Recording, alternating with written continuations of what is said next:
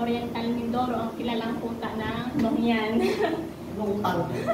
Yung ano po, tribute. Ay, utang po yun. Kuta. Ay, puta. Ano naman? So ako po ay proud scholar po ako ni Ma'am Cleo at naglakas loob pong lumuwas dito para lakas loob kahit wala pong experience sa Ay, scholar ka niya ng MMC po. full po. Lahat, as in lahat po talaga. Tapos sa kanilang bahay po ako nakatira.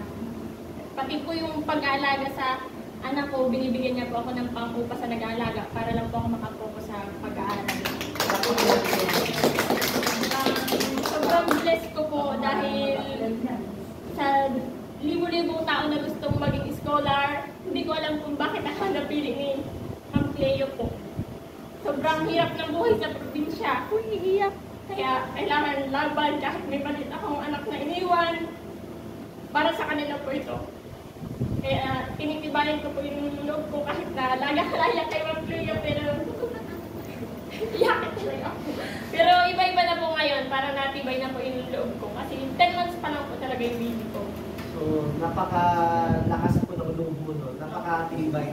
Kasi nga, yung sitwasyon niya is napakahirap. Yung pag-iwan para ng anak niya 10 months. Tapos dumididi pa, di ba? Opo. Dumididi pa iniwan niya. Para, paano na siya magdididi ngayon? Sa ano na lang po, suko na lang po. Kasi po kung nanatili ako sa bundok, habang panahon na ba ako nasa bundok, palaki po yung mga anak ko. Ang pagod, nagpapagod din lang ako paghahanap buhay. Bakit di na lang ako magpagod kung papalarin po sa ibang bansa na kumita ng malaki kahit pagod po. Yung talaga yung ano ko po. Para sa magulang ko, unang-una na talagang pangarap ko mapauwi po yung nanay kong OFW dahil mahabang panahon na pagtatrabaho, talagang wala pong mapundar kasi pinag-aral din po kami. So, yung bigat ng kalooban mo, yung binubuhat mo yan, sana hindi yan maging hadlang para sa iyo. Opo.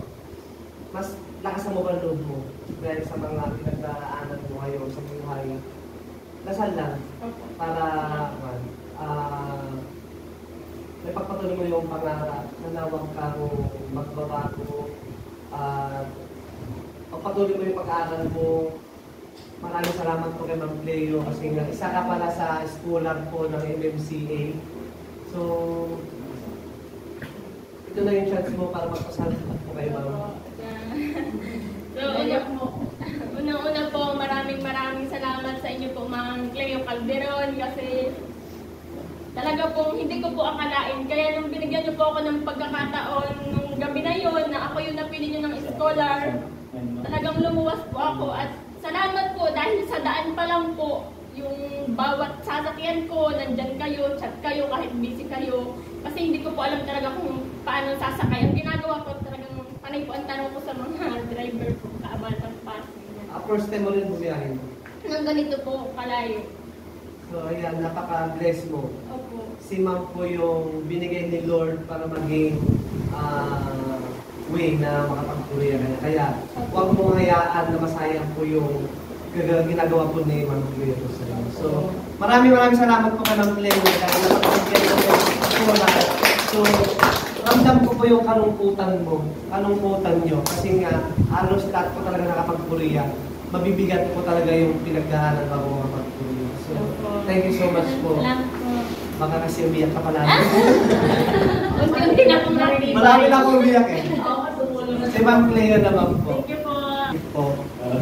So, bira lang po tayo makakita. Huwag manang mabansal para Sige. di pa kunin. Napakasungit po.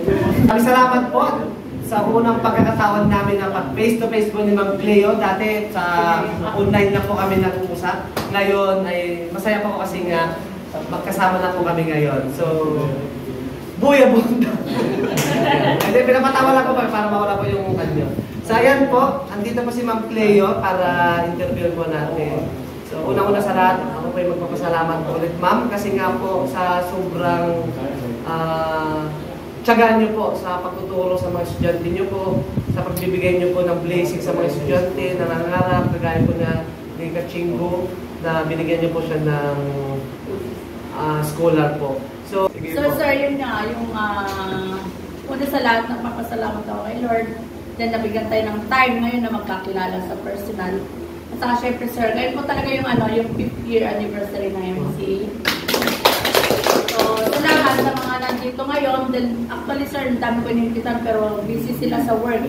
Pero salamat sa inyo kasi nagbigay kayo ng nagsakripisyo kayo para pumunta rito sa MMCA Cubao, Cubao branch. So isa ka rin sir sa pasasalamatan namin. Dahil isa ka sa nagbibigay ng inspirasyon sa ating mga estudyante, sa aspirants, mga self-study, at saka syempre sir sa walang sawang suporta mo sa MMCA, Korean Language Learning Services. Sir, gusto ko lang din, bakit nga ba MMCA ang lagi mo nang promote sir sa yung mga vlog at lagi po silang nagtatanong, galing ka po ba sa MMCA? Ito lagi nilang tanong sir. So yun, una-una po kung sa to galing, di pa ako galing sa MMCA. So, nakita ko po si MMCA dati sa kanila po sa mga inayatid ni ma'am. So, hindi ko pinapansin. Hanggang isang araw, marami po ko nakasala mo na mga EPS worker po doon. Galing po sila MMCA. Hanggang tinignan ko po lagi yung page nila ma'am. Ayan. Nakita ko po na ibang-iba po yung pagtuturo po ng MMCA sa ibang Korean Learning Center. Hindi ko po sila sinisiraan pero yun po totoo talaga na ibang-iba po. Kaya sure din nyo po talaga kachingko kasi nga dito po kayo napatpat. So hindi ko po tinataas po sila mga totoo po kasi yun. Kung ano po yung nakikita ko, yun po yung sinasabi ko lang po. So masaya ako kasi nga naging part po ako ng MMCA. Ay nakilala po ako ni Ma'am Cleo sa pagsisharon ko niya.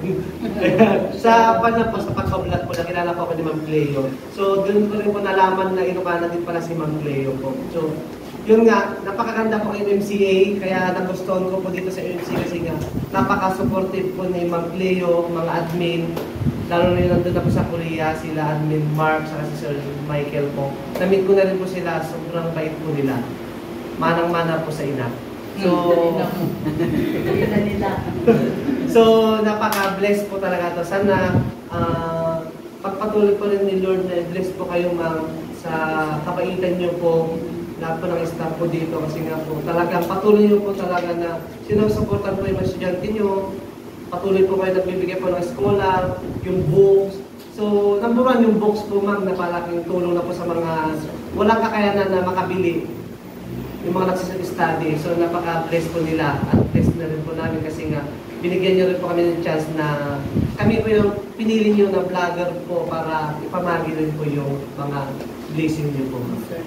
So yung mga sir, lagi po sinasabi, maraming salamat sa mga naging estudyante, mga estudyante namin bago kasi sila po yung nagpapatatag lalo sa MMCA at ganoon din po sa ating mga vloggers na patuloy po na sumusuporta sa amin. At kung di naman dahil sa inyo, siyempre sir, dito lalagot-lalagot itong MMCA Korean Language Learning Services. At sa kanbiyang sa ating mga admins, ang ating CEO na si Sir Mark Christian Calderoscano at ang co-owner na si Sir Michael Christopher Calderoscano po na patuloy po na sinusuportan din po nila yung mga programa ko na kahit wala po sila dito sir, andun sila yung tagabigay sa akin mga advices, ganyan, tapos nabibigyan po ng pondo para po matustusan lahat po ng pangangailangan natin mga estudyante. At ganoon din po sir sa ating mga scholars, so nabibigyan ako ng full scholarship na alam ko po na nahirapan sila para suporta ng kanilang pag-aaral. Bakit nga ba ako nagbibigay ng scholarship? Kasi hindi naman po talaga sir lahat is may kakayanan na makabayad ng ating tuition fee. Pero po sa tuition fee namin is mababa lang pero mataas po yung standard ng teaching namin. Yun po yun. Doon po kami bumabago sir. And then isa pa sir, yung katulad nga ni si Miss Desa Lumaw na taga Mindoro po sir, binigyan ko siya ng full scholarship. Hindi po niya alam kung bakit. Kasi sir, naantig yung puso ko nung time na nakapanood ako ng kanyang video na habang inaakay niya yung ano niya sir, yung bagong 10 months pa lang or 8 months pa lang sir, nakatali pa sa katawan niya habang may dala-dala silang kambing para may pastol na pandagdag pa lang or pag nabenta yun is may pantusto siya sa kanyang pangangailangan or pangangailangan ng kanyang anak. So medyo nakita ko talaga yung pagiging hardworking niya. So kaya siya po yung napili ko. So sabi nga tama, napakaswerte niya sir. Kasi full assistance, full scholarship, it means ako po yung susuporta sa kanya mga gastusin mula sa kanyang pangangailangan araw-araw, sa kanyang pamilya, ganun din sir. Tama po, ako ako pa yung nagbabayad sa kanya ng yaya niya para lang dire-diretso po yung kanyang pag-aaral. Kasi nakita ko, sir, talagang may pangarap siya. So, wag nating hadlangan yung mga pangarap ng mga taong katulad niyo, sir. So, yun, maraming salamat sa sumusuporta sa amin para ito magkaroon ng continuous na natin, pagbibigay ng scholarship hanggang sa marami tayong matulungan, sir. Kung pwede nga lang lahat, tutulungan ko kaso hindi na natin kakayanan kasi hindi naman talaga ganun kalaki yung kinikita namin. Kinikita namin, may kinikita kami, sir, pero yung sasabihin natin na kaya natin supportan lahat, hindi po namin kaya yun. So yung mga nag-aaral pa rin at patuloy na naghihintay sa amin ng scholarship, maghintay lang po kayo kasi sooner or later po magbibigay po kami ng another scholarship. Hindi man ngayon sa susunod na ba, susunod na tayo. Magbibigay po, sir. Hanggang ganito na patuloy na gumaganda yung business natin, patuloy din kami magbibigay ng blessing. So yun, sir, maraming salamat po. So yun, ma'am. Thank you so much din po, Ma'am Masina. Tutusin, mga kachingo, pansin ko rin sa MCA. Kung kunti po ang kita nila, napakababa po yung tuition nyo. Tapos full assistant pa sila. Yes, sir. So, yung pagkatid pa lang nila sa inyo, pagsama sa inyo, may expenses na po yan. Diba? Yung libro nyo din, may expenses yan. Damit nyo is bayad po sa mga staff. So, kunti lang po yung kita nila, ma'am. Bayad pa dito sa renta. So, napaka-blessed talaga ninyo kasi nga. Ang hangarin po ng MMCA, sa nakikita ko po ay makatulong. Hindi po talaga yung kumita ng malaki. Yun po yung nakikita ko sa MMCA. So, God bless you po, ma'am, at sa mga estudyante sa MMCA, lahat po ng mga staff po natin. So, congratulations po, ma'am, and God bless you all. Maraming salamat po at thank you, Lord, kasi nangyari po is nagkaroon kami ng 5 taon na sa serbisyo na lahat po tayo marami kami natutulungan. Maraming salamat pa rin sa lahat ng suporta nyo sa amin. Kung kayo po nangangailangan ng serbisyo po namin, is lumapit lang po kayo sa amin. Feel free to ask questions din po at mag-message kayo sa page namin or direct na po sa akin kung sakaling kailangan nyo rin po ng suporta at gusto nyo pong makapasok sa MMC, Korean Language Learning Service. Maraming salamat po. Thank you so much po. So, sa muli natin pagkikita, ma'am.